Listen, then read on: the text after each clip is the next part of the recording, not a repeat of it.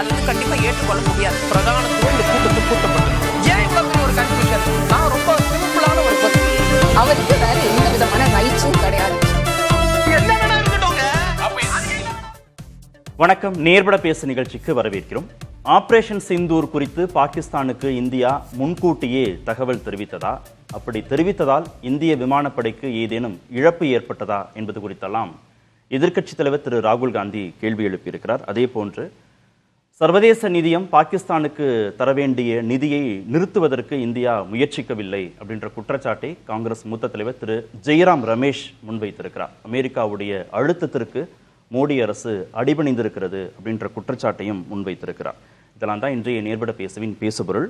காங்கிரஸ் கேள்விகளுக்கு பாஜகவுடைய பதில் என்ன அப்படிங்கிற தலைப்பில் பேச இருக்கிறோம். பாஜகவிலிருந்து திரு சூர்யா பங்கேற்றிருக்கிறார். காங்கிரஸ் கட்சியிலிருந்து திருமிகு லட்சுமி ராமச்சந்திரன் இணைந்திருக்காங்க. வலதுசாரி கருத்தாளர் திரு குமார் பங்கேற்றிருக்கிறார். பத்திரிகையாளர் திரு அரவிந்த் குணசேகர் இன்னும் சற்று நேரத்தில் இணைய இருக்கிறார். வணக்கம் விருந்தினர்கள் அனைவருக்கும். திருமிகு லட்சுமி, ஆபரேஷன் சிந்தூர் குறித்து தொடர்ந்து சந்தேகங்களையும் கேள்விகளையும் காங்கிரஸ் கட்சி எழுப்பிக்கொண்டே இருக்கு. அடிப்படையில் எங்கே இந்த சந்தேகத்திற்கான தொடக்க புள்ளி இருக்கு? வணக்கம். நேஷ்னல் செக்யூரிட்டின்னு வரும்போது, அதாவது தேசிய நலன், தேசிய பாதுகாப்புன்னு வர்றபோது நாங்கள் அரசாங்கத்தோடு நிற்கிறோம் அப்படிங்கிறத முன்கூட்டியே சொல்லியாச்சு. ஆல் பார்ட்டி மீட்டிங், ஒரே ஒரு ஆல் பார்ட்டி மீட்டிங் கூப்பிட்டுருந்தாங்க, அதுக்கும் பிஎம் வரல. ஆனால் அந்த ஆல் பார்ட்டி மீட்டிங்கில் ராகுல் காந்தி அவர்களும் கார்கே அவர்களும் கலந்துக்கிட்டாங்க. அப்போது அரசாங்கத்துக்கிட்ட அவங்க இதை தான் தெரிவித்தாங்க. ஆனால் அரசாங்கத்தை கேள்வி கேட்டு தானே ஆகணும். இது ஜனநாயகம் தானே. ஒரு பிரின்சிபல் ஆப்போசிஷன் பார்ட்டியா அந்த கேள்வி கேட்குற கடமை எங்களுக்கு இருக்கு. ஸோ அந்த கேள்விகளை எழுப்பிட்டே தான் நெருக்கடியா மாறுது. நெருக்கடி டு ஹூம்? யாருக்கு நெருக்கடி? அரசாங்கத்துக்கு நெருக்கடி கொடுக்கறது தானங்க. அப்பதானங்க அவங்கள அந்த கேள்வி கேட்கிற ஸ்தானத்துல தானே நாங்க இருக்கோம். அந்த கடமை எங்களுக்கு இருக்கு இல்லையா? மக்கள் அதுக்கு தானே ஆப்போசிஷன் பார்ட்டிஸ்க்கு ஓட்டு போட்டு பாராளுமன்றத்துக்கு அனுப்புறாங்க. என்னென்ன இது இப்ப நான் எழுப்பி கேள்விகளுக்கு இப்போ போவோம். ஜெயசங்கர் என்ன சொன்னார்? அவர் சொன்னது நிஜமாவே ஒரு அச்சத்தை உண்டு பண்ணது இல்லையா? அவர் என்ன சொன்னார்? நாங்கள் தொடங்குறதுக்கு முன்னாடி பாகிஸ்தான் கிட்ட சொன்னோம், நாங்கள் டெரரிஸ்ட் முகாம்களை, அந்த ட்ரைனிங் சென்டர்ஸ், அவங்களோட இன்ஃப்ராஸ்ட்ரக்சரை தான் குறி வச்சு தாக்க போகிறோம். நீங்கள் யூ கேன் ஸ்டாண்ட் அவுட். நீங்கள் இதுக்குள்ளே இன்டர்ஃபியர் பண்ணாத, நீங்கள் வேணால் தனியாக இருக்கலாம், மிலிட்ரிக்கும் இதுக்கும் சம்மந்தம் இல்லை அப்படின்னு நீங்கள் தனியாக இருக்கலாம். இது யாருங்க பண்ணுவா? ஃபர்ஸ்ட் ஆஃப் ஆல், ஒரு போர் தொடுக்க போறோம்னா அதை அவங்க கிட்ட தெரிவிச்சா அது நம்மளோட படைகளை ஒரு ரிஸ்க்ல போடுற மாதிரி ஆகாதா? அது அவங்களுக்கு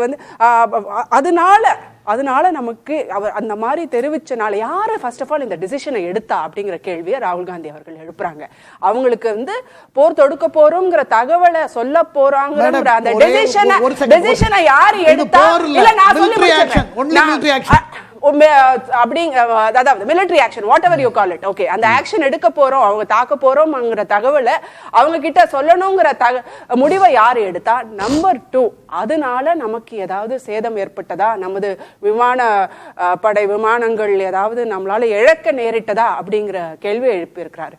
நீங்க என்னைக்குமே பாகிஸ்தான் ஜெய்சங்கர் பதில் சொல்றாரு, நாங்க முன்கூட்டியே அவங்களை எச்சரிக்கலாம் செய்யல, சண்டை தொடக்க நிலையில இருக்கிற போது நாங்க எச்சரிக்கை விடுக்கும் விதமா அவங்களுக்கு தகவல் சொன்னோம் அப்படின்னு அவர் விளக்கம் கொடுக்கும். அதனால ஏதாவது பாதகம் ஏற்பட்டதா, இந்திய படைகளுக்கு ஏதாவது பாதகம் ஏற்பட்டதா, ஏதாவது உயிர் சேதம் ஏற்பட்டதா அப்படிங்கிற கேள்வியை எழுப்பலாம் இல்லையா ஒரு ஆப்போசிஷன் பார்ட்டியா? ரெண்டாவது, IMF பத்தி பேசுவோம். IMF ஒரு போர் சிச்சுவேஷன்ல இருக்கிற பொழுது பாகிஸ்தான் IMF கிட்ட லோனுக்கு போறாங்க. அந்த லோன்ல சாங்ஷன் பண்ற இடத்துல யாரெல்லாம் இருக்கிறாங்க? இவங்க நண்பர்கள்னு சொல்றாங்க இல்லையா? இவரோட ஃப்ரெண்ட் டொனால்ட் ட்ரம்ப் இருக்கிறாரு. பிரெஞ்சு நாடும் அந்த கமிட்டியில இருக்கு. பிரெஞ்சு நாட்டுல இருந்து இவங்க ரஃபேல் விமானத்தை எத்தனையோ விலை கொடுத்து வாங்கியிருக்கிறாங்க. ஆனா யாருமே இந்தியா கூட நிக்கல அப்படிங்கிறது எவ்வளவு பெரிய வருத்தம். இந்தியா மட்டும் அதுல கூட நோ ஓட் பண்ணல. அவங்க அப்ஸ்டெயின் பண்ணிட்டாங்க அந்த டெசிஷன் மேக்கிங்ல இருந்து. we are abstaining அப்படின்னு சொல்லிட்டானா எல்லாரும் ஓட்டு போட்டு பாகிஸ்தானுக்கு அந்த லோனை சாங்ஷன் பண்ணியிருக்காங்க. பாகிஸ்தான் அப்படிங்கிற ஒரு நாடு டெரரிஸ்ட் ஸ்பான்சரிங் ஸ்டேட் அப்படிங்கிறத இவங்க எஸ்டாப்ளிஷ் பண்ணல, அதை தவற விட்டுட்டாங்க. அதனாலதான் இது நடந்திருக்கு. இது ஒரு பெரிய ஃபாரின் பாலிசி ஃபெயிலியர். அதுல ரெண்டு செய்திகள் சொல்றாங்க. நீங்க சொல்ற இந்த IMFல ரெண்டு செய்தியை சொல்றாங்க. ஒன்னு, அமெரிக்காவுக்கு 16% ஓட்டிங் பவர் இருக்கு, நமக்கு 2.3% அளவுக்கு தான் ஓட்டிங் பவர் இருக்கு. நாம நினைச்சிருந்தா கூட, எதிர்த்து வாக்களிச்சிருந்தா கூட பாகிஸ்தானுக்கு போக வேண்டிய நிதியை தடுக்க முடியாது. ஒன்று. இன்னொன்று, IMF வந்து ஒரு ஃபண்டை ஒதுக்கணும்னு நினைச்சா அதை நாம வந்து எதிர்க்க முடியும், மற்றபடி வந்து அதை வந்து தடுத்து நிறுத்துவதற்கான அதிகாரம் எந்த நாட்டுக்குமே இல்லை, உறுப்பு நாடுகளுக்கு இல்லைன்னு சொல்றாங்க. இன்னொன்று, சீனா பாகிஸ்தான் பக்கம் நிற்குது, அவங்களுக்கு வீட்டோ பவர் இருக்கு. இப்போ இவ்வளவு நிலையில இந்தியா வந்து பாகிஸ்தானுக்கு நிதியை கொடுக்காம எப்படி தடுத்திருக்க முடியும்னு காங்கிரஸ் கருது. இல்லைங்க, இதுதான் ஃபாரின் பாலிசி ஃபெயிலியர்னு சொல்றோம். இவங்க வந்து 11 வருஷமா 73 நாடுகளுக்கு பிரதமர், 72 நாடுகளுக்கு போயிருக்கிறாராம். இவங்களோட வெளியுறவுத்துறை அமைச்சர் வந்து 6 வருஷமா இருக்கிறாரு அதே பதவியில. அவர் எத்தனையோ நாடுகளுக்கு போயிருக்கிறாரு. ஆனா ஒரு நண்பர் கூட நம்ம கூட நிக்கலையா அப்படிங்கிறது தான் கேள்வி. நீங்க பாத்தீங்கன்னா இதுவே வந்து பங்களாதேஷ் போர் போது நம்ம வந்து IMFல அப்போ வந்து நம்ம இவங்க சொல்றாங்கல்ல 4வது பொருளாதார ரீதியா 4வது பெரிய நாடு 5வது பெரிய நாடு அந்த லெவல்லாம் இல்லை. இந்தியா வந்து ஒரு சாதாரண நாடு தான். நம்ம போய் IMFட்ட அந்த பங்களாதேஷ் போர் போது லோன் கேட்டாங்க இந்திரா காந்தி. அப்ப நிக்சன் வந்து கடுமையா எதிர்த்தாரு. ஆனா நமக்கு சாதகமா எத்தனையோ நாடுகள் வந்து ஓட்டு போட்டு நமக்கு ஒரு மிகப்பெரிய தொகை வந்து லோனா கிடைச்சது. அதே மாதிரி இன்னைக்கு வந்து இவங்களால ஏன் இன்ஃப்ளூயன்ஸ் பண்ண முடியல, கன்வின்ஸ் பண்ண முடியல. இவங்க வந்து 24 அந்த 26/11 தாக்குதல் இருக்கு இல்லையா, மும்பை தாக்குதலுக்கு பிறகு திரு மன்மோகன் சிங் அவர்களோட மிகப்பெரிய வெற்றியை அவர் வந்து பாகிஸ்தானை வந்து ஐசோலேட் பண்ணிட்டார், தனிமைப்படுத்தி விட்டார். ஏன் நம்மளோட டிப்ளமேட்ஸ் வந்து ஊரா போய் எஸ்டாப்ளிஷ் பண்ணாங்க, எவிடன்ஸோட எஸ்டாப்ளிஷ் பண்ணாங்க எப்படி அந்த தாக்குதல் நடத்திய அந்த தீவிரவாதிகள் வந்து பாகிஸ்தானால் ட்ரைனிங் கொடுக்கப்பட்ட தீவிரவாதிகள், அவங்களை வந்து பாகிஸ்தான் எப்படி வந்து ஒரு தீவிரவாதிகளுக்கு வந்து ஒரு ஹார்பரிங் டெரரிஸ்ட் ஹார்பரிங் ஸ்டேட்டா இருக்கு அப்படிங்கறதெல்லாம் எஸ்டாப்ளிஷ் பண்ணி, அதனால இங்க ஒபாமா இங்க வந்தபோது அவர் வந்து பாகிஸ்தானை பார்த்து கேட்டாரு, நீங்க பண்றது உங்க சாயல்ல நீங்க இந்த மாதிரி டெரரிஸ்ட் எல்லாம் ட்ரெயின் பண்றீங்களே, இந்த மாதிரி கேம்ப் நடத்துறீங்களே, உங்க மிலிட்டரி அவங்களுக்கு உறுதுணையா இருக்கே, இதுக்கெல்லாம் நீங்க பதில் சொல்லியே ஆகணும் அப்படிங்கறத பகிரங்கமா இந்தியாவுக்கு வந்து அப்போ அவர் விசிட் பண்ண பொழுது ஒபாமா கேட்டாரு. இன்னைக்கு அந்த மாதிரி நம்ம கூட நிக்கிறதுக்கு ஒரு நாடு கூட இல்லை. இது ஒரு பெரிய டிப்ளமேட்டிக் ஃபெயிலியர்.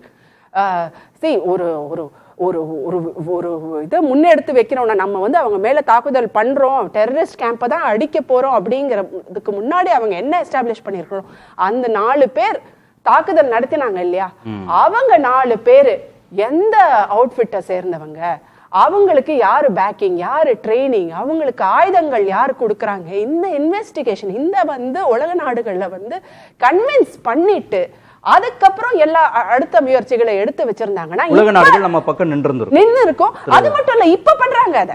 இப்ப வந்து எம்பிஸ வந்து ஒரு டீமா ஓடணும். ஏன்னா அவங்க வந்து கிட்டத்தட்ட இது வந்து அவங்களோட தோல்வியை ஒத்துக்கிட்ட மாதிரி தானே.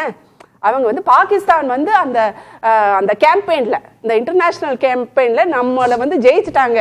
அந்த மாதிரி ஒரு என்ன சொல்றது, ஒன்னுத்துக்கும் உதவாத ஒரு நாடு, நம்ம என்ன சொல்றோம், அதை வந்து ஒரு ரோக் ஸ்டேட், ஒரு டிஸ்ஃபங்க்ஷனல் டெமோக்ரஸி, டிஸ்ஃபங்க்ஷனல் கண்ட்ரி அப்படின்னு சொல்றோம். அந்த நாடு கூட இந்த ஒரு நரேட்டிவ்ஸ் செட் பண்றதுல நம்மளோட ஒரு லீடு எடுத்துட்டாங்க அப்படிங்கறத இவங்க ரியலைஸ் பண்ணிட்டாங்க. அதுக்கப்புறம் இப்ப வந்து டீம் ஃபார்ம் பண்றாங்க, எம்பிஸை நாடா அனுப்புறாங்க. அவங்க இப்ப கன்வின்ஸ் பண்றாங்க இது வந்து பாகிஸ்தான் வந்து அனுப்பின டெரரிஸ்ட் தான், அவங்க வந்து ட்ரைனிங் கொடுக்கறாங்க. அத முன்கூட்டியே பண்ணிருக்கலாம்ல. அதனால எவ்வளோ லாஸ் நமக்கு. காங்கிரஸ் எம்பி அந்த குழுல இல்லன்ற கோவமா, அதுவும் சசி தரூர் போறாரே அப்படின்ற எதுவும் கோவமா? இல்ல, என்ன காங்கிரஸ் எம்பி 2 பேர் இருக்காங்க, என்ன இதுல என்ன சசி தரூர் என்ன காங்கிரஸ் எம்பி தானே. 4 பேர் நாங்க பரிந்துரை பண்ணோம், அதுல ஒருத்தர் கூட அவங்க லிஸ்ட் கேட்டாங்க, பரிந்துரை பண்ணோம். அந்த லிஸ்ட்ல இருந்து ஒருத்தரை எடுத்துட்டு இருக்காங்க, இன்னொருத்தர் வந்து சசி தரூரை அனுப்புறாங்க. ஓகே. திரு சூர்யா, தாக்குதல் குறித்து பாகிஸ்தானுக்கு முன்கூட்டியே தகவல் தெரிவிக்கப்பட்டதா, அதனால இந்திய விமானப்படைக்கு ஏற்பட்ட இழப்பு என்ன அப்படின்னு ராகுல் காந்தி கேட்கிறார். அந்த கேள்வியில நியாயம் இருக்கா இல்லையா? கேள்வி வந்து அவர் கேட்டாரா, அவர் அட்மின் கேட்டானான்னு முதல்ல தெரியல. ஏன்னா அவர் எதுவும் பேட்டிகள் அதெல்லாம் கொடுக்கல, ஒரு ட்வீட் போட்டிருக்காரு, அதை வச்சு நம்ம எல்லாரும் விவாதம் பண்ணிட்டு இருக்கோம். ஊரி நடந்தப்பவும் பாலக்கோட் நடந்தப்பவும் இந்த மாதிரி ஒரு கம்யூனிகேஷன் நடந்திருக்கான்னு கேட்டிங்கன்னா நடந்திருக்கு. இப்போது 11ஆம் தேதி நம்ம முப்படையில் இருக்கக்கூடிய அந்த பொறுப்பாளர்கள் அந்த பத்திரிகையாளர் சந்திப்பு நடத்தும்போது 11/5/2025 டிஎம்ஓ லீட்டன்ட் ஜெனரல் ராஜீவ் காய் அவர் வந்து சொல்கிறாரு, இந்த மாதிரி இந்த தாக்குதல் நடத்துவது குறித்து நாங்கள் ஹாட்லைனில் டிஜிஎம்ஓ பாகிஸ்தான் ஆர்மிக்கு வந்து தகவல் தெரிவித்தோம் அப்படின்றது 11ஆம் தேதி இவரே சொல்லிட்டார். ஜெய்சங்கர் அவர்கள் சொன்னது ஒன்றும் புதுசாக கிடையாது. இப்போ ராகுல் காந்தி அவர் போட்ட வீடியோவை நான் பார்த்தேன், ஜெய்சங்கர் அவர் பேசின முழு வீடியோவும் பார்த்தேன். ஒரு முழு வீடியோவிலேருந்து ஒரு சர்டன் போர்ஷனை மட்டும் கட் பண்ணி போட்டிருக்காரு.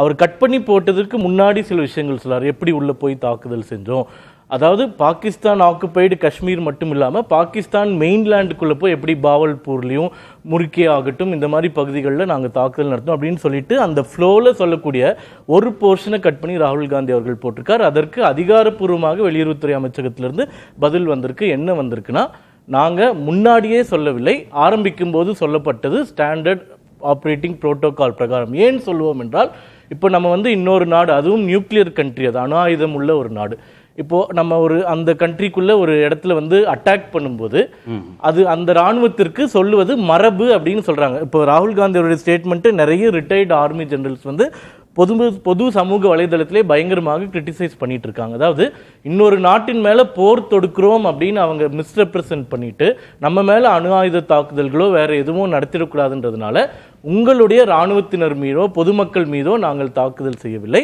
தீவிரவாத முகாம்கள் மீது தாக்குதல் நடத்தப்படுகிறது அப்படின்னு ஸ்டார்ட் ஆஃப் த ஆப்ரேஷன் சொல்கிறாங்க.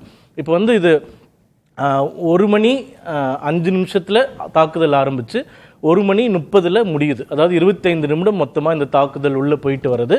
1:44 ப்ரெஸ் இன்ஃபர்மேஷன் பியூரோலேயே இது எல்லாமே தெளிவாக அஃபிஷியலாக பிஐபி வெப்சைட்டில் போட்டுட்டாங்க, என்ன தாக்குதல் நடந்தது, எங்கே நடந்ததுன்னு சொல்லிட்டு.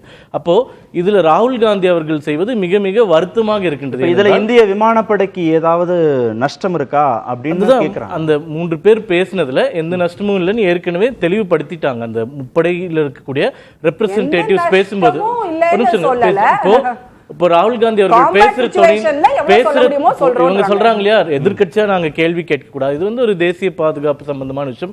இப்போ ராகுல் காந்தி அவர்கள் போட்ட ட்வீட் வச்சு பாகிஸ்தான்ல இந்த மாதிரி ஊடகங்கள்ல ராகுல் காந்தியே வந்து இவ்வளவு விமானங்கள் பாதிப்படைஞ்சிருச்சான்னு கேட்கிறாரு, அப்ப இந்தியா மறைக்குது அப்படின்ற ஒரு பிரச்சாரம் ஏற்படுகிறது. இது இவர் பப்ளிக்கா போடணும்னு கூட இல்லை, நேரடியாவே பிரதமருக்கோ இல்லை வெளியுறவுத்துறை அமைச்சருக்கோ ராகுல் காந்தி அவர்களே கேட்டிருக்கலாம், ஃபோன் பண்ணி இந்த மாதிரி சொல்றீங்களே இது எதனால பண்ணீங்கன்னு சொல்லிட்டு, இல்ல அதற்கான ஃபோரம்ல கேட்டிருக்கலாம். இவங்க கேட்டதே வந்து அந்த தொனியே பாருங்களேன், நடந்திருக்கான்னு கேட்கறது வேற, இதுல எவ்வளவு விமானங்கள் வந்து சேதம் அடைஞ்சது அப்படின்றது வந்து நம்மளுடைய அந்த ராணுவ ஐஏஎஃப் இந்தியன் ஏர்ஃபோர்ஸ் வந்து கொச்சைப்படுத்துவதாக இருக்கிறதாக எங்களுடைய பார்வை.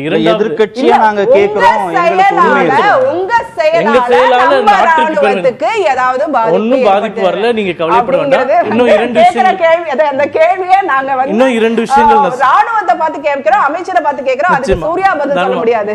இன்னும் 2 விஷயங்கள் சொல்லிடுறேன். இப்போ இவங்க சொன்ன அமெரிக்காவுடைய அழுத்தத்திற்கு இந்தியா அடிபணிஞ்சதா, அதுக்கு பதில் சொல்றேன். அதுக்கு முன்னாடி ஒரு விஷயம், இப்போ இவங்க சொன்னாங்க இல்லையா, நாங்க 4 பேர் கொடுத்தோம், அதுல வந்து அவங்களை எடுத்துட்டாங்க பிரச்சனைன்னு சொன்னாங்க. ஆனா அக்கா தான் சொல்றாங்களே தவிர ஜெயராம் ரமேஷ்க்கு வந்து அதுல அப்ஜெக்ஷன் இருக்கு. நாங்க வந்து 4 பேர் கொடுத்தோம், அதுல இருந்து ஒருத்தர் யாருன்னா ஆனந்த் சர்மாவை மட்டும்தான் எடுத்திருக்கீங்க. அது போக கௌரவ் கோகாய், சையத் நாசிர் ஹுசைன், அமரிந்தர் சிங் ராஜா வாரிங், இவங்க 3 பேர் கொடுத்தோம். ஆனா இவர்களுக்கு பதில் மோடி அரசாங்கம் வந்து சசி தரூரையும் மணிஷ் திவாரியும் அமர் சிங்கையும் எடுத்துக்கிட்டாங்க அப்படின்னு சொல்றது. இப்போ இது வந்து இது வந்து அரசியலாக்குறது இன்னும் வருத்தமா இருக்கு. ஏனென்றால் காங்கிரஸ் கட்சி கிட்ட கிரண் ரிஜிஜு அவர்கள் பேசுகிறார், மல்லிகார்ஜுன கார்கே அவர்கிட்ட அவர்கள் ஒரு கருத்தை கொடுக்குறாங்க. ஆனா மத்திய அரசு இங்க என்ன பார்க்கும்னா, சர்வதேச தளங்கள்ல போய் இந்தியாவை ரெப்ரசென்ட் பண்ணும்போது காங்கிரஸ் கட்சியில இன்னும் அனுபவம் வாய்ந்தவர்கள், இன்னும் திறமையானவர்கள் இருந்தார்கள் என்றால் இந்தியாவின் சார்பாக அவர்களை நாமினேட் பண்றதுல தப்பு இல்லை. சல்மான் குர்ஷித்தையும் தொடர்பு கொண்டு பேசியிருக்காங்க. அப்போ அவர் என்ன சொல்லியிருக்காருன்னா, நான் என்னுடைய கட்சி தலைமை கிட்ட கேட்கணும் அப்படின்னு சொல்லி அவர் மறுத்திருக்கார்.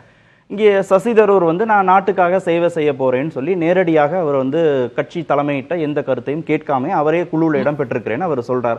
அதுல காங்கிரஸ் கட்சிக்கு அதுல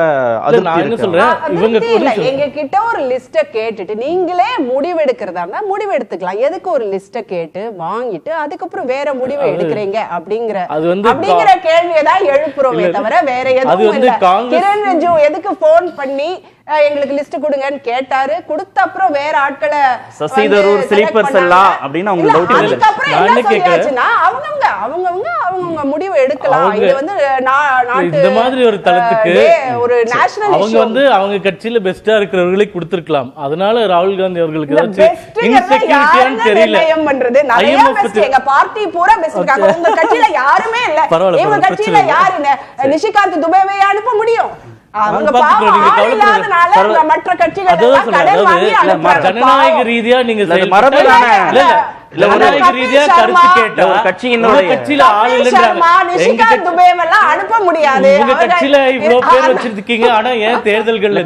தலைமையுடைய அனுமதி இல்லாமலேயே நேரடியாக ஒரு எம்பியை தொடர்பு கொண்டு அரசு பேசுறதுங்கிறது மரபு சார்ந்ததாங்கிறதா அவங்களுக்கு ஏன் புதுசா இருக்குன்னா அவங்களுக்கு அவங்களாவே அப்பாயிண்ட் பண்ணி பழக்கம் ஆயிடுச்சு. நம்ம ஜனநாயக முறைப்படி ஒரு கருத்து வாங்க அதுல பெஸ்டா செலக்ட் பண்றோம். IMF பத்தி அக்கா சொன்னாங்க, நீங்க வந்து IMFல நோ போடல, அப்ஸ்டெயின் போட்டீங்கன்னு அக்காக்கு நான் சொல்ல விரும்புறேன்.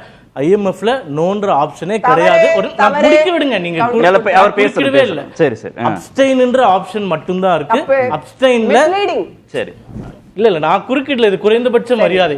நான் இப்ப தெளிவா சொல்றேன், IMFல இந்த மாதிரி விஷயங்கள்ல நோன்ற எதிர்த்து வாக்களிக்க முடியாது, எதிர்த்து வாக்களிக்க முடியாது, புறக்கணிக்க முடியும். அதுல ஒரு கிளாரிபிகேஷன் நான் சொல்லுங்க.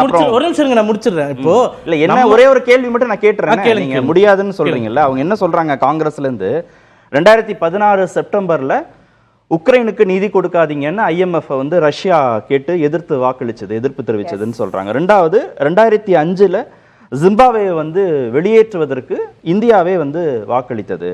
அது மாதிரி இப்ப செஞ்சிருக்க முடியுமே. நீங்க IMF-ஓட நிதியை வந்து முழுமையாக வளர்ச்சி கட்டமைப்புக்கு தான் பாகிஸ்தான் பயன்படுத்தணும்னு உத்தரவாதம். அதாவது இப்ப இந்த IMF-க்கு இந்த 2 பில்லியன் பெயில் பேக்கேஜ்ன்றது இந்த மீட்டிங்ல முடிவு பண்ணி இந்த மீட்டிங்ல கொடுக்கல. கடந்த பல வருடங்களாக ஆய்வுல இருந்து பல்வேறு கட்ட சோதனைகள் முடிந்து பல்வேறு அப்ளிகேஷன் ப்ராசஸ் முடிஞ்சு ஜஸ்ட் அப்ரூவல் மட்டும்தான் அந்த மீட்டிங்ல நடக்குது. கடைசி கட்டத்தில் போய் அதை நிறுத்த முடியாதுன்றது முதல் கருத்து. இரண்டாவது, அந்த மீட்டிங்ல நிச்சயமாக நோன்ற ஆப்ஷன் கிடையாது, அப்ஸ்டெயின் தான் இருக்குன்றது அதிகாரப்பூர்வமாக PIB-ல இருந்து நம்ம பிரஸ் ரிலீஸ் கொடுத்திருக்கோம். மூன்றாவது, இப்ப நம்ம கொடுத்திருக்கக்கூடிய அப்ஸ்டெயின் மூலம் அப்ஜெக்ஷன்ஸ் கொடுத்ததுனால ஹிந்துல வந்திருக்கக்கூடிய ரிப்போர்ட்டை படிக்கிறேன். 11 புதிய கண்டிஷன்கள் பாகிஸ்தானிற்கு இந்த நிதியை செலவழிப்பதற்கு IMF வந்து பரிந்துரைத்திருக்கின்றது. ஏற்கனவே நிறைய கண்டிஷன்ஸ் இருந்தாலும் இந்த ஹிந்துல வந்திருக்கிறது அப்படியே படிக்கிறேன். IMF imposes 11 new conditions on Pakistan, warns it against risk to bail out program. அதனால நம்ம எதுவுமே பண்ணல அப்படின்றது தவறான. இந்திய நாட்டின் மூலம் மேக்ஸிமம் என்ன செய்ய முடியுமோ அதை செஞ்சிருக்கோம். ஓகே, இப்ப லட்சுமி ஏற்கனவே சொன்னதோட தொடர்புபடுத்தி தான் இந்த கேள்வி. இப்ப சர்வதேச நிதியம் வந்து பாகிஸ்தானுக்கு கடன் கொடுக்காம தடுத்திருந்திருக்க முடியும், அமெரிக்காவுடைய அழுத்தம் இல்லாம தடுத்திருந்திருக்க முடியும்னா எங்க அவங்க சொல்றாங்கன்னா, தீவிரவாத தாக்குதல் தொடர்பான கன்வின்ஸை வந்து உலக நாடுகள்கிட்ட இந்தியா சரிவர பண்ணல, அது தொடர்பான ஆதாரங்களை கொடுத்து பாகிஸ்தான் மீதான தாக்குதலை நியாயப்படுத்தும் விதமாக தான் எங்கள் நடவடிக்கைகள் இருக்குன்னு உறுதிப்படுத்தலைன்னு சொல்றாங்க. அந்த இடத்துல நம்ம ஏதாவது கொஞ்சம் சரிக்கிட்டோமா பின்னடைவு? அதாவது நம்ம POK-ல மட்டும் தாக்குதல் நடத்தல, பாகிஸ்தானுக்குள்ள பஞ்சாப்ன்ற மாகாணம் அங்க போய் தாக்குதல் நடத்திருக்கோம். என்னுடைய கேள்வி என்னவென்றால், ஒரு நியூக்ளியர் கண்ட்ரி இன்னொரு நியூக்ளியர் கண்ட்ரி நாட்டுக்குள்ள போய் தீவிரவாத முகாம்களை அழித்திருக்கிறோம்.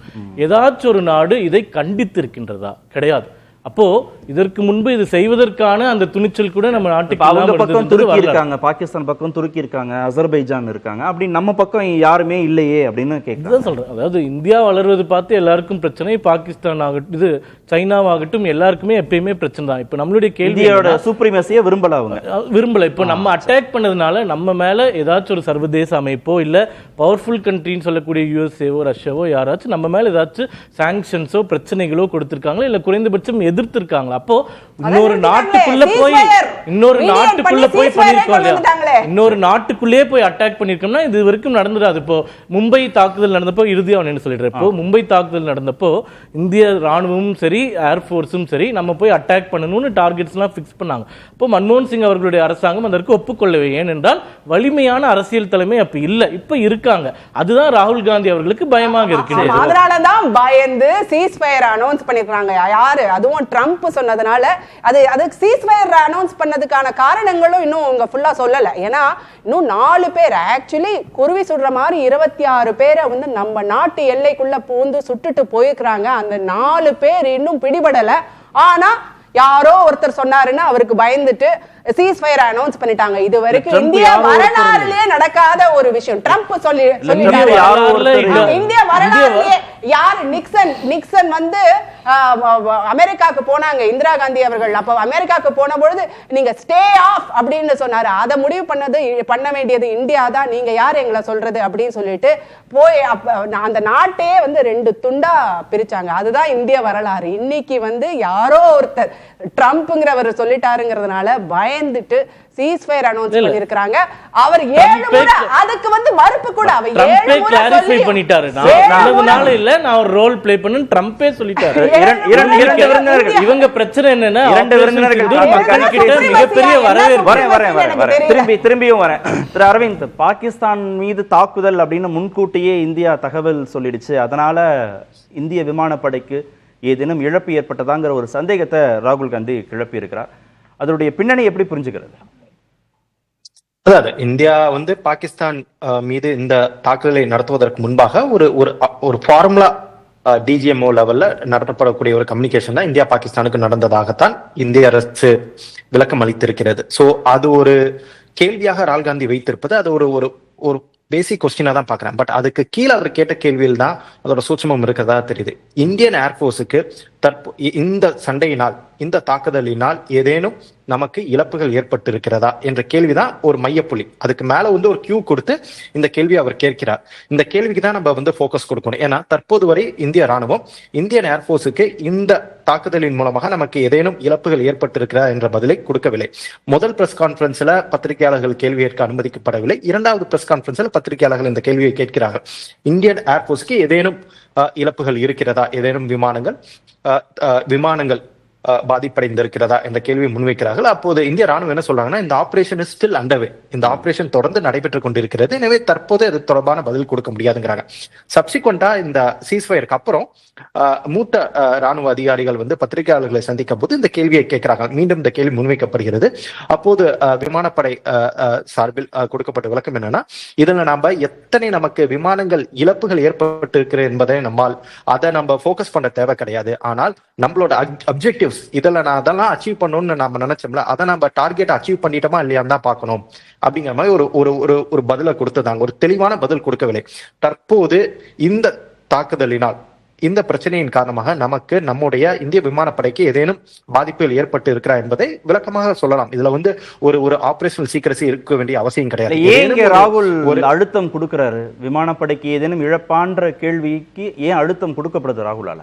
அதுல ஒரு பொலிட்டிக்கல் கான்டெக்ஸ்ட் இருக்குங்க. ஏன்னா செய்திகள், அதாவது மோஸ்ட்லி வெஸ்டர்ன் மீடியா என்ன சொல்றாங்கன்னா, இந்தியாவோட one of the Rafale jets வந்து இதா இருக்கு, கிராஷ் ஆயிருக்கு அப்படிங்கிறது. இந்தியா வந்து ஒரு ரஃபேல் ஜெட்டை நம்ம வந்து இழந்திருக்கிறோம் என்பது வெஸ்டர்ன் மீடியாவோட ரிப்போர்ட்ஸா இருக்கு. ஆனா ஏன் இந்த ரஃபேல் ஏன் கான்ட்ரவர்சினா, ராகுல் காந்தி ஆரம்பத்திலிருந்தே சொல்லி வருகிறார், இந்த ரஃபேல் பிரான்ஸ் நம்ம வாங்கினதில் வந்து பெரும் ஊழல் நடைபெற்றிருக்கிறது. இதன் காரணமாக நம்ம வந்து காங்கிரஸ் ஆட்சி காலத்தில் கொடுக்கப்பட்ட விலையை விட ஒரு அதிகமான விலை, வெறும் 900 crores இருந்து ஆல்மோஸ்ட் 1300 1400 crores கொடுத்து ஒரு ஜெட்டை வாங்கியிருக்காங்க. இதில் பெரும் முறைகேடு ஏற்பட்டு இருக்கிறது. அனில் அம்பானி என்ற ஒருவரை லாபம் அடைவதற்காக நம்ம வந்து ஒரு இன்ஃபிளேட்டட் பிரைஸ்ல நம்ம இந்த ஜெட்டை வாங்கியிருக்கோம். ஒரு பொலிட்டிக்கல் கான்ட்ரவர்சி இருக்கு. எனவே அதனை மையமாக கொண்டுதான் ராகுல் காந்தி இந்த கேள்வியை முன்வைக்கிறார். இந்த தாக்குதலின் போது நமக்கு ரஃபேல் ஜெட், அதாவது ரஃபேல்ங்கிற பேர் எடுக்காம இந்தியன் ஏர்போர்ஸ்க்கு ஏதாச்சும் ஒரு ஜெட் வந்து நமக்கு வந்து லாஸ் ஆயிருக்காங்கிற ஒரு கேள்வி வைக்கிறார். இதை பதில் கொடுக்கறதுல இதை மறுப்ப வேண்டிய அவசியம் கிடையாது. அப்படி உண்மையாலுமே ஏதாவது நமக்கு இழப்புகள் ஏற்பட்டிருந்தா நம்ம பப்ளிக் டொமைன்ல கொடுத்தலாம். ஆமா, இந்த சண்டையின் போது நம்மளோட அப்ஜெக்டிவ்ஸை நம்ம மீட் பண்ணிட்டோம். பட் இருந்தாலும் ஒரு ஜெட்டை நம்ம வந்து லூஸ் பண்ணியிருக்கோம் அப்படின்னு. ஏன்னா at end of the day public மணியில பொதுமக்களின் வரிப்பணத்தில் வாங்கப்பட்ட ஒரு விமானம் தான். எனவே ஆபரேஷன் சிந்தூர்ன்றது இன்னும் முடியல. ஒரு தற்காலிகமாக ஒரு போர் நிறுத்த ஒப்பந்தத்துக்கு இரு நாடுகள் ஒப்புக்கொண்டிருக்கிறார்கள். இனிமே பாகிஸ்தான் என்ன மாதிரியான நிலைப்பாடு எடுக்க போகுது, எப்படி எதிர்வினையாற்ற போகுதுங்கிறத பொறுத்திருந்து இந்தியாவுடைய செயல்பாடுகளும் இருக்கு. பாதி கட்டம் தான் தாண்டி இருக்கும். இந்த நிலையிலேயே அறிவிக்க வேண்டிய தேவை இந்திய அரசுக்கு இருக்கா? இல்லைங்க. அப்போ நம்ம இனிமேல், அதாவது அடுத்தது எப்ப போர் வரும் நமக்கு, அடுத்தது எப்ப இந்த சண்டை தொடரும் நமக்கு தெரியாது, எப்படி மீண்டும் தொடங்க போகுது நமக்கு தெரியாது. அப்படி இருக்கும் காலகட்டத்தில் அடுத்த ஒரு ஆண்டுகளுக்கு இந்த பிரச்சனை வந்து அப்படி இருந்துச்சுன்னா, நம்ம ஏன் டிஜிஎம்ஓ லெவல்ல director general of military operations தலைமையில ஏன் இந்தியா டிஜிஎம்ஓவும் பாகிஸ்தான் டிஜிஎம்ஓவும் ஏன் பேச்சுவார்த்தையா நடத்திட்டு இருக்காங்க? இரண்டு தரப்புகளுமே என்ன சொல்றாங்கன்னா, இந்த ரெடினஸை குறைச்சிருக்கோம், நேற்று முன்தினம் இந்த டிஜிஎம்ஓ லெவல்ல நடந்த பேச்சுவார்த்தையின் முடிவில் 2 தரப்பும் அலர்ட்ல இருக்காங்களங்க, எக்ஸ்ட்ரீம் அலர்ட்ல இருக்காங்களா, அதை கம்மி பண்ணுவோம். அடுத்தது ட்ரூப்ஸை வந்து நம்ம மொபிலைஸ் பண்ணி வச்சிருக்கோம் பார்டர்ல, அதை அப்படியே வந்து ஸ்லோவா வந்து டைல்யூட் பண்ணுவோம். ட்ரூப்ஸை வந்து அந்தந்த இடத்துக்கு மீண்டும் கலைந்து செல்வதற்கான அடுத்த கட்ட நடவடிக்கையில் இறங்குவோம்ங்கிறாங்க. அப்படின்னா நாமளே அதை டைல்யூட் பண்ணிட்டு வரோம் தான் அர்த்தம். அப்படி இருக்கும் தருணத்தில் இந்த விவகாரம் தொடர்பாக இந்தியா பாகிஸ்தான் இடையிலான இந்த பிரச்சனை ஆபரேஷன் சிந்தூர் தொடர்பாக பல்வேறு நாடுகளுக்கு குழுக்களை அனுப்பி என்ன நடந்தது என்பதனை விவரிக்க ஒரு குழு அமைக்கப்பட்டிருக்கிறது. 7 குழுக்கள் அமைக்கப்பட்டு இருக்கிறது. அப்படி இருக்கும்போது இந்த விவகாரம் தொடர்பாக பல்வேறு நாடுகளுக்கு நம்ம விளக்கம் கொடுக்க தயாராக இருக்கும்போது நம்முடைய மக்களுக்கு இந்த சண்டையின் போது நாம் என்னென்ன சாதித்தோம், நாம் ஏன் இந்த சண்டையை தொடங்கினோம் என்பதற்கான பதில் நம்மிடம் இருக்கிறது. அதாவது பஹல்காம் தாக்குதலை தொடர்ந்து இந்த சண்டையை நாம் இந்த தாக்குதலை தொடங்கினோம். இந்த தாக்குதல் ஏன் முடித்துக் கொள்ளப்பட்டது, யாருடைய இன்டர்வென்ஷனால நம்ம முடித்தோமா, அதற்கான பதில் தற்போது வரை இல்லை. ஏன் தொடங்கினோம்? பெஹல்காம் தாக்குதலில் ஈடுபட்டுள்ள 4 தீவிரவாதிகளோட தற்போதைய நிலை என்ன, அதற்கான பதிலும் இல்லை. இந்த தாக்குதலின் காரணமாக நமக்கு ஏதேனும் இழப்புகள் ஏற்பட்டு இருக்கிறதா, அதற்கான பதிலும் இல்லை. எனவே வெளிநாடுகளுக்கு குழுக்களை அனுப்பி அங்குள்ள நாடுகளுக்கு நாம் விவரிக்க தயாராக இருக்கும் போது நம்முடைய மக்களுக்கு நாம் ஏன் இந்த பதில் கொடுக்க தயங்குகிறோம்?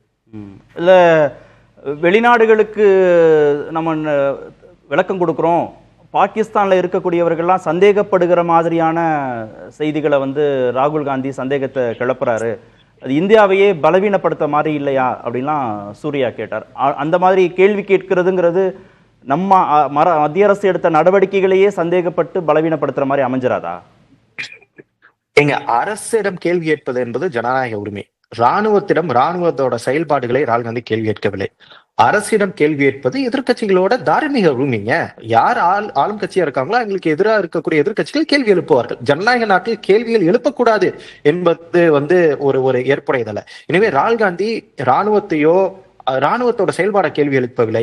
இந்த தாக்குதலின் காரணமாக நமக்கு ஏதேனும் இழப்புகள் ஏற்பட்டிருக்கிறா, மக்கள் வரிப்பணத்தில் வாங்கப்பட்டுள்ள ஏதேனும் விமானம் நாம் இழந்திருக்கோமா என்ற கேள்விக்கு ஒரு சிம்பிளா கொடுத்துடலாமே. இப்போ ஏர்போர்ஸ்ல இருந்து அந்த 3வது நாள் பத்திரிகையாளர் சந்திப்பின் போது சீஸ்ஃபயருக்கு அப்புறம் கொடுக்கும்போது என்ன சொன்னாங்கன்னா, அதுக்குள்ள நம்ம போக விரும்பல, பட் எண்ட் ஆஃப் த டே நம்ம என்னென்ன செய்யணும்னு நினைச்சோமோ அதை செஞ்சுட்டோமா இல்லையா தான் நம்ம பார்க்கணும் அப்படிங்கிறாங்க. சோ அது உண்மையாக இருந்தால் ஏற்றுக்கொண்டு போலாமே. ஆமா, இந்த இதை சாதிச்சோம், அது என்ன, ஆனா இதுல ஒண்ணு நம்ம இழந்திருக்கோம்னு சொல்றதுல நமக்கு என்ன தயக்கம்? இதனை மூடி மறைப்பதன் காரணமாகத்தான் at end of the day transparency தாங்க முக்கியம் ஜனநாயக நாட்டில். நாம் இதை மூடி மறைச்சிட்டு இருந்தோம்னா இதுதான் ஒரு பூதாகரமா ஒரு நாள் வெளியே வந்து வெடிக்கும். இதுதான் ஒரு டிமாரலைசிங் ஃபேக்டரா போகும், நம்மளுடைய ராணுவத்திற்கே பெரிய டிமாரலைசிங் ஃபேக்டரா போகும். இதுதான் நடந்துச்சு, இதில் நாம் இதை இழந்திருக்கோம், அடுத்த முறை நாம் இதை சரி செய்வோம் அப்படிங்கறதான ஒரு ஈஸியான ஒரு பெட்டர் சொல்யூஷனா இருக்கும். ஓகே, இப்போ இவ்வளவு இழப்புங்கிறத வெளிப்படையாக ராணுவ நடவடிக்கைகள்ல கூட சொல்லலாம். அந்த வெளிப்படைத்தன்மையினால ஒன்றும் தவறு இல்லை, அப்படிதான் புரிஞ்சுக்கணுமா? இப்போ பாகிஸ்தானோட சீஸ்ஃபயர்ல நம்முடைய ராணுவ வீரர்கள் இத்தனை பேர் வந்து கொல்லப்பட்டிருக்கிறார்கள் நம்ம சொல்றோம்லங்க. அங்க ஆபரேஷன் சீக்ரெசி எத்தனையோ டைம் நம்ம சொல்லிக்கோம்ல, பாகிஸ்தான் அத்துமீறி துப்பாக்கி சூடு நடத்தியதன் காரணமாக இந்தந்த இடங்களில் பாதுகாப்பு பணியில் ஈடுபட்டுள்ள ராணுவ வீரர்கள் சுட்டுக் கொல்லப்பட்டுள்ளனர், அவர்கள் இறந்துள்ளார்கள் சொல்றோம்ல. அப்ப அது எப்படி அது ஆபரேஷன் சீக்ரெசி கீழே வராது? அது கரெக்டான 30 வினாடி. அதாவது நம்மளுடைய விமானங்களை பாகிஸ்தான் எப்போ வந்து சுட்டி வீழ்த்தி இருக்க முடியும்னா அந்த 25 நிமிடத்தில் அந்த ஆபரேஷன் சிந்தூர் நடக்கும்போது சுட்டி வீழ்த்தியதற்கான ஒரே ஒரு வாய்ப்பு இருந்திருக்கு.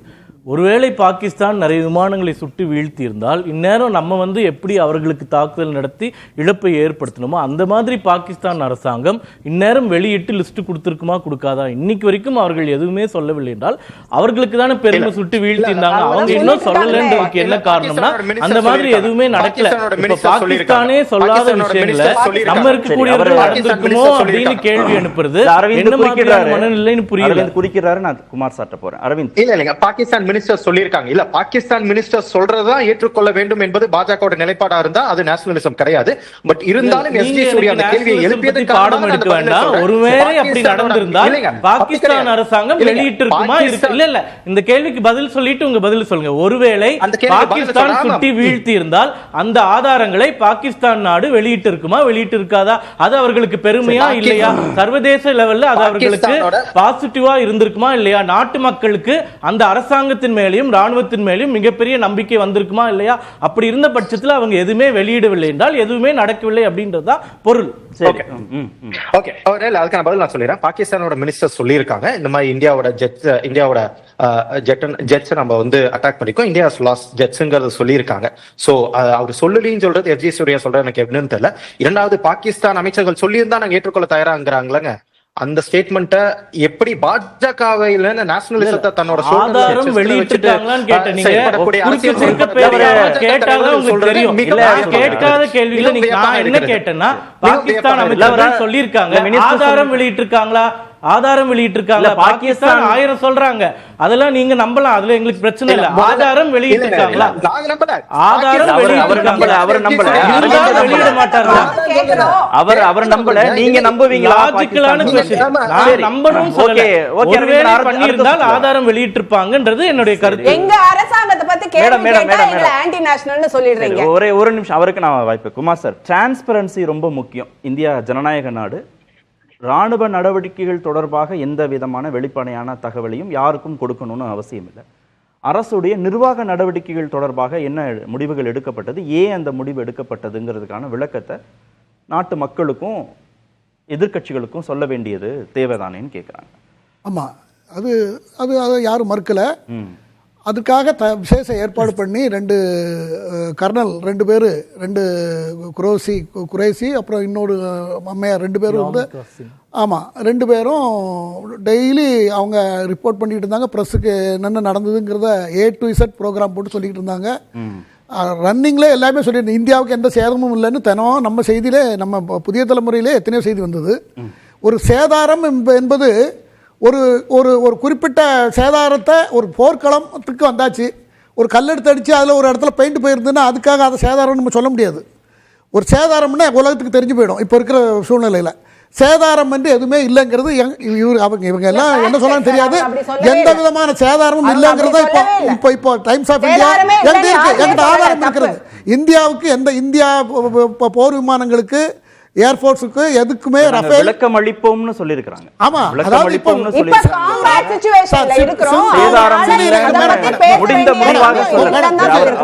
எல்லாரும் கண்டினியூ பண்ணிட்டு எப்போதுமே நீங்க பேசிட்டு இருந்தீங்கன்னா நாங்க சொல்றது ஒன்றும் புரியாம. அதாவது இந்த சிந்தூர் ஆபரேஷன் வில் கண்டினியூன்னு அது இன்னும் கரண்ட்ல இருக்கு, போயிட்டு இருக்கு.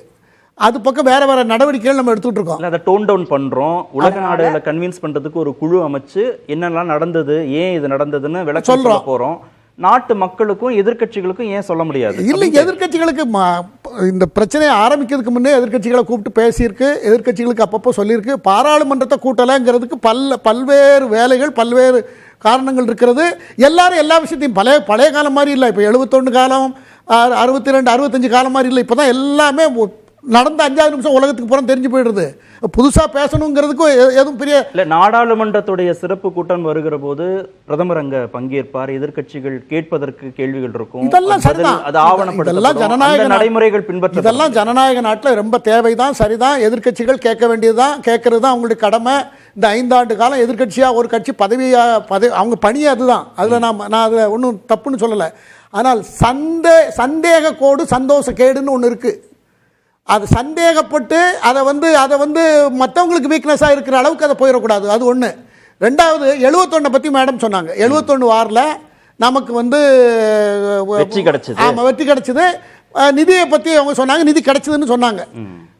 அதே காரணம் அவங்க கேள்வியும் அவங்க தான் கேட்டுருங்க, பதிலும் அவங்க அன்னைக்கு நம்ம ரொம்ப சிரமத்தில் தான் இருந்தோம்னு சொன்னாங்க. நிதியை வந்து தடுக்க முடிஞ்சுன்னு சொன்னாங்க. இன்னைக்கு ஒரு நாடு 370 ரூபா 400 ரூபாய்க்கு பெட்ரோல் பாகிஸ்தானில், ஒரு பாக்கெட் பால் 400 ரூபா.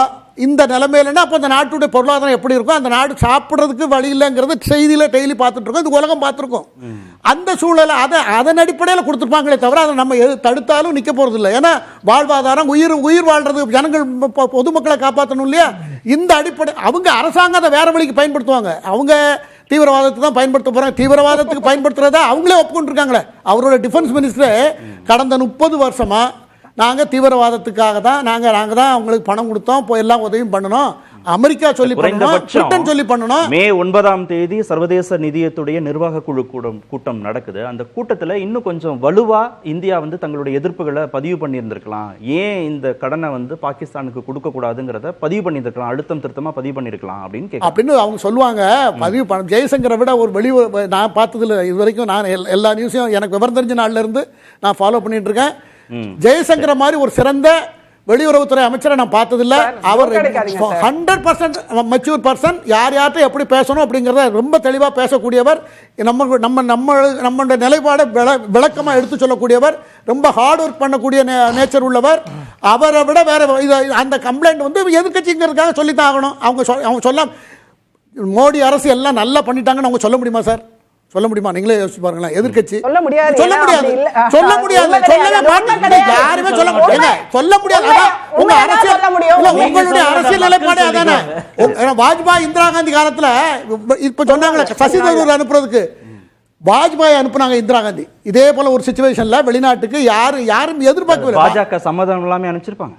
இல்ல சம்மதம் அவங்க ஓபனா சொன்னாங்க, வாஜ்பாய் அனுப்பணும்னு அவங்க சொன்னாங்க. அப்புறம் எல்லாரும் ஒத்துக்கிட்டாங்க. பாஜக தலைமையோட அனுமதியோட தான மெம்பர்ஷிப் தான் 81 82 அந்த 82 சசி தரூர் அனுப்புனது குறித்து எந்த பிரச்சனையும் இல்ல சார். சசி தரூர் அனுப்பணும் அப்படின்ற முடிவை காங்கிரஸ் தானே எடுக்கணும், பாஜக எடுக்குதுங்கிறதா இங்க சந்தேகம். பேசுமே ஒரு இடைவேளை மட்டும், ஒரு ஸ்பெஷல் குவாலிஃபைட் இடைவேளைக்கு மட்டும் போயிட்டு வந்து திரு சூர்யா, போர் தொடர்பாக எடுக்கப்பட்ட நடவடிக்கைகள், அதுவும் நிர்வாக ரீதியான நடவடிக்கைகள் குறித்து தான் எதிர்க்கட்சிகள் கேள்விகள் கேட்கிறாங்க.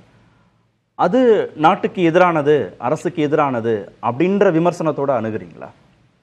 சசி தரூர் அவர்கள் விஷயத்திலே எடுத்துக்கலாம். உதாரணத்துக்கு சொல்றேன் நான். இப்போ இவர்கள்கிட்ட இப்படி வந்து ஒரு இந்திய அரசாங்கம் கேட்கும்போது முதல்ல எங்களை வந்து அரசியல் காழ்ப்போட நடந்துக்கிறீங்கன்னு சொல்றதை விட்டுட்டு அவர்களுக்குள்ள அரசியல் காழ்ப்பு இல்லாமல் நடந்துக்கிறாங்களான்னு பாருங்க. அதாவது சசி தரூர் என்பவர் 30 ஆண்டுகளாக ஐக்கிய நாடுகள் சபையில் பல்வேறு பொறுப்புகள் இருக்கக்கூடியவர். சோனியா காந்தி அம்மையார் அவர்களுடைய கருத்திற்கு எதிராக காங்கிரஸ் தலைவர் போட்டியில போட்டியிட்டார் அப்படின்ற ஒரே காரணத்துக்காக, கார்கே அவர்களுக்கு எதிராக போட்டியிட்டார் அப்படின்ற ஒரே காரணத்துக்காக இவ்வளவு அனுபவம் வாய்ந்த ஒருத்தரை நீங்கள் பரிந்துரைக்காதது ஏன்? அப்ப அதுல ஒரே ஒரு கேள்வி, அரசியல் காழ்ப்பு சொல்லுங்க. சமீபத்துல சசி தரூர் உங்களை புகழ்ந்து பேசாம இருந்திருந்தா நீங்க அனுப்பிச்சிருந்தீங்களா? இல்ல இல்ல அப்படி சரி வாங்க நீங்களே அடுத்த சப்ஜெக்ட் போயிருவோம். இதே சொல்றேன். இப்போ அசதுதீன் ஒவைசி அவர்கள் ஹைதராபாத் எம்பி ஒவைசி அவர்கள் என்னைக்கு எங்களை புகழ்ந்து பேசியிருக்காரு. இருந்தாலும் அதாவது எல்லா விஷயத்திலுமே அரசியல் பார்த்து நம்ம வந்து பழக்கப்பட்டுட்டோம். அதனால இந்த மாதிரி முடிவுகள் எடுத்தாலும் அதுல அரசியல் கலப்பு தோன்றுவதாக தெரிகிறது எனக்கு. இது வந்து நாட்டினுடைய இப்ப மணிஷ் திவாரி அவர்கள் எடுத்துக்கோங்களேன். அவர் வந்து எவ்வளவு அனுபவம் வாய்ந்தவர், அமைச்சரா இருந்தவர். இப்ப அவர் வந்து எங்களுக்கு சாஃப்டா எதுவுமே பேசல. இருந்தாலும் அவரு மேலை நாடுகள்ல ரெப்ரசென்ட் பண்ண நம்ம நாட்டினுடைய ஆனந்த் சர்மாக்கு என்ன குறைச்சல், அமரீந்தர் சிங் என்ன குறைச்சல், சையத் நசீருக்கு என்ன குறைச்சல், கௌரவ் கோகாய்க்கு என்ன குறைச்சல்? சரி, நம்ம அதாவது அனைத்து கட்சி கூட்டத்துல பிரதமர் பங்கேற்கல, பீகார் போனான்னு ஒரு விமர்சனம், நாடாளுமன்றத்துடைய சிறப்பு கூட்டத்தை கூட்டுங்க அப்படின்னு சொன்னாங்க எதிர்க்கட்சிகள். அது குறித்து அரசு எந்த பதிலும் சொல்லல. வெளியுறவுத்துறை செயலாளர் விக்ரம் மிஸ்ரி போர் நிறுத்தம் தொடர்பான அறிவிப்பை வெளியிடுறார். அவருடைய மனைவி தொடர்பாக, மகள் தொடர்பாக மிக காட்டமான விமர்சனங்கள் வருது. அதற்கும் அரசு தரப்பிட்டிருந்து எந்த விதமான விளக்கமும் வரல. ஷோஃபியா குரேசி வந்து அவங்கள குறித்து பாஜகவுடைய அமைச்சர் விமர்சனம் பண்றார். நீதிமன்றம் அதிருப்தி தெரிவிக்குது. இப்போ இது இப்படி அணுகப்படுதா? நீங்க அரசுக்கு எதிராக ஏதாவது பேசுனீங்கன்னா, நாட்டுக்கு எதிராக ஏதாவது பேசுனீங்கன்னா, போர் தொடர்பா பேசுனீங்கன்னா அப்படின்னு அப்படி பாரபட்சத்தோட அணுகப்படுதா? அந்த வகை கட்டமைப்பதற்கு எதிர்க்கட்சிகள் முயற்சி செய்யறாங்க. அதாவது இவ்வளோ பெரிய ஒரு விஷயம் நடக்கும்போது ஆன் அண்ட் ஆஃப் 2-3 சம்பவங்கள் நடந்திருக்கு. நீங்க சொன்ன எல்லா சம்பவங்களும் கண்டிக்கத்தக்கது, வருந்தத்தக்கது, நடந்திருக்க கூடாதுன்றது நம்மளும் அரசு அதிருப்தி தெரிவிக்கணும்ல, அது உறுதியா நிக்கணும்ல அவங்க பக்கம். அப்படி எதுவும் வரலையே. இல்ல நிச்சயமா. அதாவது இப்ப இந்த விஷயத்தை இந்த மாதிரி சமயத்துல பெருசாக்கி அதுல அட்டென்ஷன் கொண்டு போக கூடாது அப்படின்றது மட்டும்தான் எண்ணம். மற்றபடி அவர்களுக்கு நியாயப்படுத்துவதற்கோ அந்த மாதிரி எந்த செயலுமே நம்ம செய்யல. இப்ப எதிர்க்கட்சியும் நம்ம மீண்டும் மீண்டும் சொல்வது என்னவென்றால், இந்த கேள்வியை நான் மீண்டும் கேட்கிறேன். இப்போ இந்திரா காந்தி அவர்கள் வந்து 1971 பாகிஸ்தான் பங்களாதேஷ் பிரிச்சாங்கன்னு சொன்னாங்க. இப்போ 93,000 பிரிசனர்ஸ் ஆஃப் வார்ஸ் வந்து நம்ம கிட்ட இருந்தாங்க. அவர்கள்கிட்ட எந்த ஒரு டிமாண்டும் வைக்காம நீங்க ஏன் ரிலீஸ் பண்ணீங்க அப்படின்னு நம்ம கேட்டால் அரசியல் ஆயிடும். அந்த காலகட்டத்தில் அந்த முடிவு எடுக்க வேண்டியதாக இருந்தது, எடுத்துட்டாங்க. அப்போ வந்து தலை சிறந்தவர்கள் இருந்தாங்க, ராணுவத்தில் பிரதமராகவும் இருந்தாங்க, எல்லாரும் இருந்தாங்க. இப்போ நம்ம அந்த டெசிஷன் எடுத்துட்டு போய் நம்மளை பிடிச்சி வச்சவங்களை நீங்க ஏன் வாங்காம 93,000 பேர் கொடுத்தீங்க, பாகிஸ்தான் ஆக்குமைடு காஷ்மீரை ஏன் வாங்காம 93,000 சோல்ஜர்ஸ் கொடுத்தீங்க அப்படின்னு ஒவ்வொரு விஷயத்திலும் தப்பு கண்டுபிடிப்பது இயல்பான ஒரு விஷயம். பட் இந்த மாதிரி முக்கியமான விஷயங்கள்ல இந்த கேள்விகளை குறைந்தபட்சம் நடந்துட்டே இருக்கும்போது கேட்காம இருப்பது உகந்ததா இருக்கு. இந்த காலகட்டத்துக்கு நிர்வாக ரீதியாக ராணுவ ரீதியாக என்ன முடிவுகள் எடுக்க முடியும் அப்படின்றத பொறுத்து தானே எடுக்க முடியும். 1971 ஒப்பிடுகிறது, பழைய நிர்வாகத்தோடு ஒப்பிடுகிறது, அந்த காலகட்டத்தோடு ஒப்பிடுகிறதுனா காலகட்டமும் ஒன்னா இல்லைல்ல. அமெரிக்காவை பகைச்சுக்கிட்டோ சீனாவை பகைச்சுக்கிட்டோ இந்தியா என்ன நடவடிக்கைகள் எடுத்துட முடியும்ன்ற யதார்த்தத்தை பொருத்தி பார்த்து தானே முடிவெடுக்க முடியும். இது பாஸ்டோட ஒப்பிட்டு பார்ப்பது யார் ஆரம்பித்தார்கள் என்ற கேள்வியும் தற்போது எழுதுல. எதுக்கெடுத்தாலும் நேருவோட கவர்மெண்ட்டையும் எதுக்கெடுத்தாலும் யூபிஏ கவர்மெண்ட்டையும் கம்பேர் பண்ணிட்டு, நேரு கவர்மெண்ட்ல இதை பண்ண முடியல நாங்க இதை பண்ணோம், இந்திரா காந்தி கவர்மெண்ட்ல பண்ண முடியல நாங்க இதை பண்ணோம், யூபிஏ மன்மோகன் சிங் யூபிஏ 1 and 2 பண்ண முடியல நாங்க இதை பண்ணோன்னு இந்த கம்பாரிசன் பாலிடிக்ஸ் ஸ்டார்ட் பண்ணது இந்த 2014 இருந்து தான் நம்ம பார்த்துட்டு வரோம்.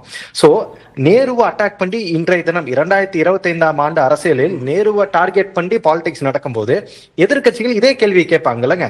எதிர்கட்சிகள் இன்றைய தினம் நாம வந்து அட்வான்டேஜ் பொசிஷன்ல நம்ம இருந்தோம், பாகிஸ்தானே இந்திய ராணுவம் சொல்வதை முழுமையாக ஏற்றுக்கொண்டு அவர்களோட ஏர்பேஸை நம்ம அட்டாக் பண்ணோம், பாகிஸ்தான் வெள்ளை கொடியை தூக்கி கொண்டு நம்மிடம் வந்தார்கள், சரணடைந்தார்கள் நம்ம எல்லாம் சொல்றோம்லங்க. அதை அப்படியே ஏற்றுக்கொண்டால் எதிர்கட்சிகளோட கேள்வி நியாயமானதாக தான் இருக்கிறது. இவ்வளவு ஒரு ஸ்ட்ராங் பொசிஷன்ல இருந்து நம்ம ஏன் சீஸ்ஃபயருக்கு நம்ம ஏன் ஒத்துக்கிட்டோம், யாரோட அழுத்தத்தினால், யாரோட நிர்பந்தத்தினால், யாரோட இன்டர்வென்ஷனால் இன்ஃபுளுன்ஸ்னால நம்ம ஒத்துக்கிட்டோம். ஏன் இந்த இன்டர்வென்ஷன் இன்ஃபுளுன்ஸ் நம்ம கேள்வி ஏன் வருதுன்னா, இந்தியாவோ பாகிஸ்தானோ இந்த சீஸ்ஃபயர் பத்தி அறிவிப்பதற்கு முன்பாக அமெரிக்க அதிபர் ட்ரம்ப் ட்வீட் போடுறார், இந்த சீஸ்ஃபயர் என்னோடையும் எங்க அட்மினிஸ்ட்ரேஷனோட தொடர் முயற்சியின் காரணமாக இந்த சண்டை நிறுத்தத்துக்கு வந்துள்ளதுன்னு ட்வீட் போடுறார். அதனை தொடர்ந்து அமெரிக்காவோட secretary of state, India equivalent to external affairs minister, அவரு ஒரு இதே மாதிரி ட்வீட் போடுறார், எங்களோட தொடர் முயற்சியின் காரணமாக இந்த சண்டை தற்போது நிறுத்தப்பட்டு இருக்கிறது, அனைத்து பிரச்சனைக்கும் தொடர்பாக இந்தியா பாகிஸ்தான் இரு நாடுகளும் பொதுவான ஒரு இடத்தில் வந்து பேசுவதற்கு தயாராக இருக்கிறாங்க. ஆனா நம்மளோட ஸ்டேட்டட் பொசிஷன் என்னங்க, இந்தியா பாகிஸ்தானுக்கான இருக்கக்கூடிய பிரச்சனை பாகிஸ்தான் ஆக்குபைட் காஷ்மீர், அதை மட்டுமே தான் நாங்க பேசுவோம். அதுவும் இந்தியா பாகிஸ்தானுக்கு இடையிலான மட்டும் பைலேட்டரல் இஷ்யூவா தான் இருக்குமே தவிர எந்த வெளிநாடுகளும் மூன்றாம் நாடுகளும் இதில் தலையிடக்கூடாது என்பதுதான் நம்மளோட ஸ்டேட்டட் பொசிஷன், அதுதான் நம்மளோட ஃபாரின் பாலிசி. இப்போ அமெரிக்கன் கவர்மெண்ட், ட்ரம்ப் தலைமையிலான கவர்மெண்ட் இது போன்ற ஒரு ஸ்டேட்மெண்ட் வெளியிடுவதுன்னா அப்படின்னா நம்ம சீஸ்ஃபயர் அறிவிப்பதற்கு முன்பாக அறிவித்தார்கள் என்றால் அவர்களுக்கு ஏதோ தெரிந்திருக்கும் தான் அர்த்தம். அப்ப யாரோ ஒருத்தர் அவர்களோட இன்டர்வென்ஷன் இருக்குன்னு தான் அர்த்தம். அதை ஏன் தற்போது வரை இந்திய அரசு அதற்கு மறுப்பு தெரிவிக்கவே இல்லை? அது ஒரு நியாயமான கேள்விதானுங்க. இந்த ஒப்பீடும் என்பது இந்த 2014 இருந்து நம்ம பார்த்து வந்தது, அதன் அடிப்படையாக கொண்டுதான் தற்போது எதிர்கட்சிகளும் கேள்வியில் இருப்பார்கள். ஆனால் ட்ரம்ப் முன்கூட்டியே அறிவித்த சீஸ்ஃபயர் எப்படி ட்ரம்ப்புக்கு எப்படி தெரிஞ்சு, அதுக்கான பதில் சொல்லணும்ல. ட்ரம்ப் இதோட இன்னும் மோசமா என்னன்னா, ட்ரம்ப் இந்தியா பாகிஸ்தான் இரு நாடுகளையும் ஒப்பிடுகிறார், இரு நாடுகளையும் சமமான இடத்தில் வைத்துக் கொண்டு பேசுகிறார். அப்கி பார் ட்ரம்ப் சர்க்கார்னு மோடி இங்கிருந்து புறப்பட்டு போய் ட்ரம்புக்காக பிரச்சாரம் பண்ணிட்டு வந்தார்லங்க. அப்படிப்பட்ட ஒருவர் இந்தியாவையும் பாகிஸ்தானையும் சரிசமமாக வைத்து பேசுவது நியாயமானதா?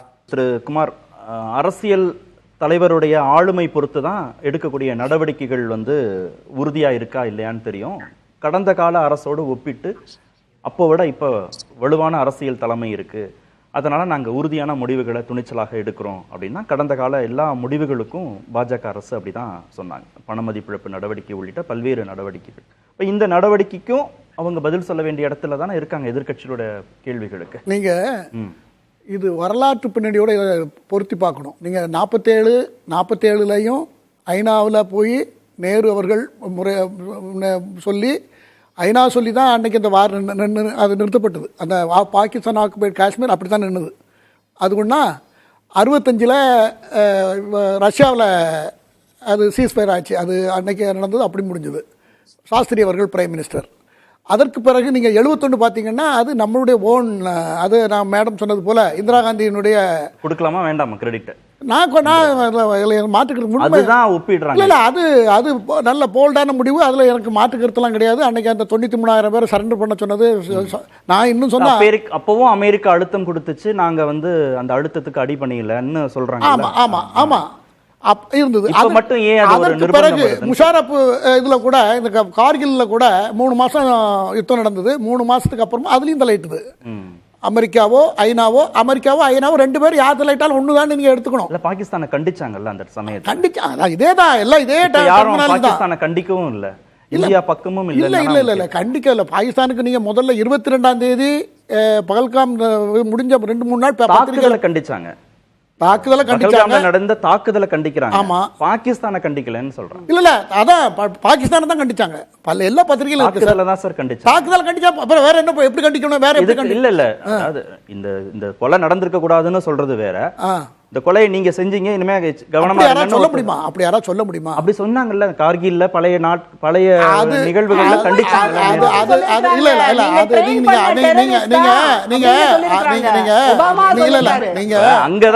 அங்கதான் இந்த ஆதாரங்கள் கன்வின்ஸ் பண்ண வேண்டியது, அதுக்கான தேவைகள்லாம் வருதோ, அதனால பாகிஸ்தான் ஐசோலேட் பண்ண முடியாம நம்ம வந்து அதான் நான் இப்ப சொன்ன நீங்க சொன்ன இதெல்லாம் பார்த்தா எல்லா இடத்துலயுமே அமெரிக்கா தலையிட்டு இருக்கும்.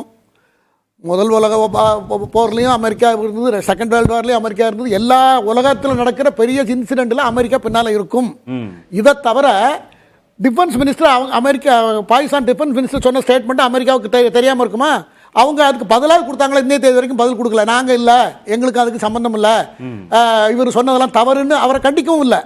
ஆக இதுல இருந்து என்ன தெரியுதுன்னா அமெரிக்காவை நம்ம இன்னும் எப்படி பார்க்கணுங்கிறத நம்ம அரசாங்கம், நம்ம பிரதமர் எல்லாரும் ஒரு ஒரு ஒரு அவங்களுக்கு ஒரு இடம் கொடுத்துருப்பாங்க. ரஷ்யாவுக்கு ஒரு இடம், அமெரிக்காவுக்கு ஒரு இடம் நம்ம கொடுத்தாகணும். இதை தவிர சர்வதேச அளவில் இந்தியாவினுடைய வளர்ச்சி, இந்த அட்டாக், இதை நம்ம கவுண்டர் பண்ணோம் இல்லையா? இப்போ இந்த பகல்காம் இஷ்யூக்கு பிறகு இந்தியாவினுடைய நிலை, நம்ம பார்த்த இந்தியா வேற, இப்போ இருக்கிற இந்தியா வேற. இது அபார வளர்ச்சியை நோக்கி போய்கிட்டு இருக்கு. இஸ்ரேலை விட இது புத்திசாலித்தனமான பிம்பம் உயர்ந்திருக்கு. இதை விடக்கூடாது. இதுதான் நீங்க முக்கியமான பாயிண்ட். இது வளர விடக்கூடாது. இந்த பிராந்தியத்தில் இந்தியா வளர்ந்துடக்கூடாது. இந்தியாவுடைய சுப்ரீமசியை வந்து உலக நாடுகள் விரும்பல. சுப்ரீமசியை மானிட்டர் பண்ணணும், அதை கண்டிக்கணும், தட்டியே வைக்கணும். இதுதான் எல்லா நாடுகளோட பின்னணி. அதுக்கு நம்ம நாட்டோட எதிர்க்கட்சி தலைவர் லூப்கள் எடுத்து பாயிண்ட் எடுத்து கொடுத்துட்டு அவங்கள இல்ல. ஏன்னா குமார் பேசும்போதே சற்று நேரத்துக்கு முன்பாக அவர் பார்த்தால இந்தியாவோட best foreign affairs minister Jaishankar இருக்கிறாரு. இப்ப அவரே என்னங்கிறாருன்னா உலக நாடுகள் எல்லாம் வந்து நமக்கு ஆப்போசிட்டா இருக்காங்கிறாரு.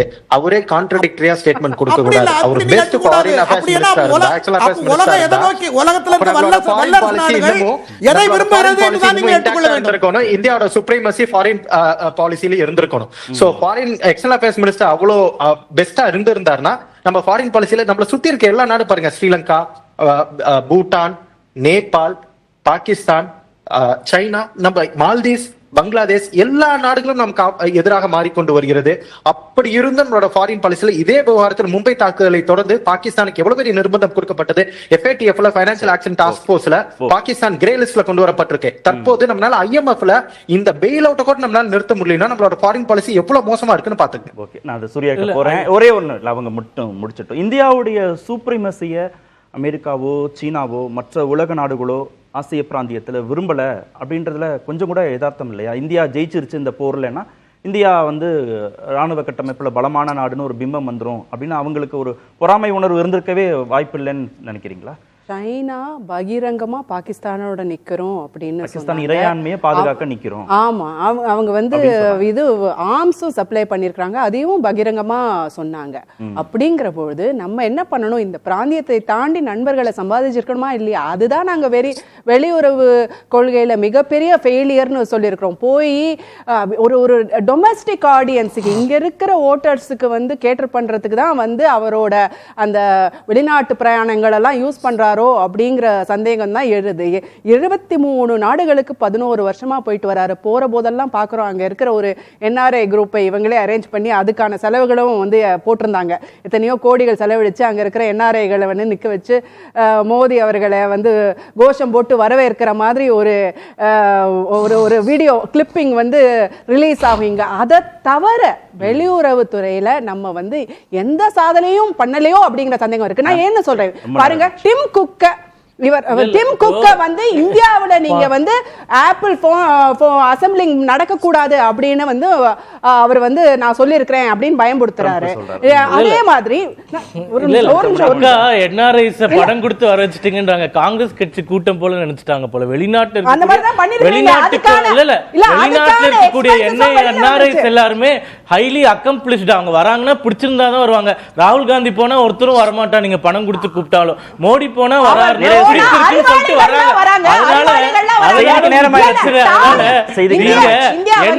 கொச்சைப்படுத்த வேண்டாம். அவங்க இந்தியாவுடைய மக்கள் தான் நம்மளுக்கு எவ்வளவோ கான்ட்ரிபியூட் பண்றாங்க. காசு கொடுத்து வராங்கன்னா வெளிநாட்டில் இருக்கக்கூடிய 1 கோடி இந்தியர்களை கொச்சைப்படுத்தக்கூடிய காங்கிரசினுடைய செயலை வன்மையாக கண்டிக்கிறோம். டாரிஃப் வந்து இந்திய அரசாங்கம் வந்து எல்லா ஜீரோவா கொண்டு போயிருச்சு அப்படின்னு ட்ரம்ப் சொல்றாரு. அதுக்கும் ஒரு எதிர்ப்பும் வரல. அதை தவிர இன்னைக்கு வந்து ஒரு செய்தி வந்திருக்கு. இன்னைக்கும் நேத்து வந்தது.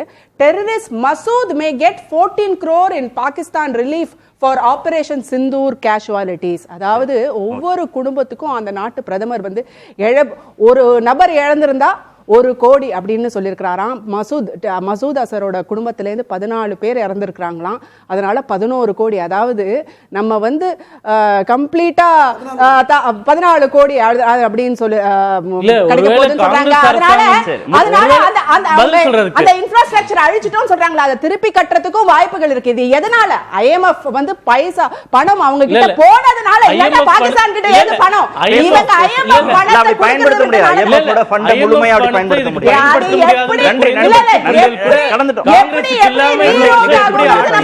நேர்பட பேச நிறைய